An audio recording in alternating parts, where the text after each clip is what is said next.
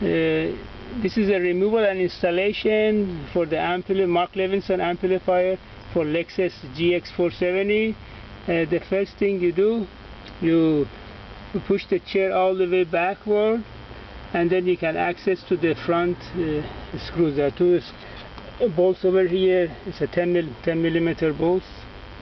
One here, one over here. There's a cover over here. Put the cover down. You remove these two bolts, which are we already lose this one.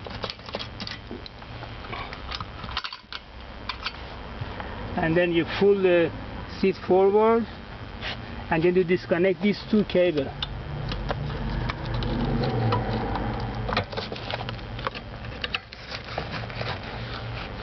Okay, and then you pull the seat all the way forward.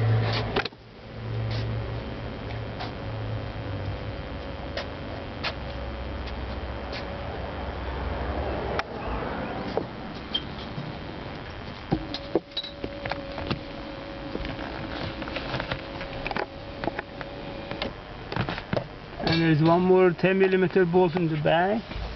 You get this one out, and then you would be able to pull the amplifier out.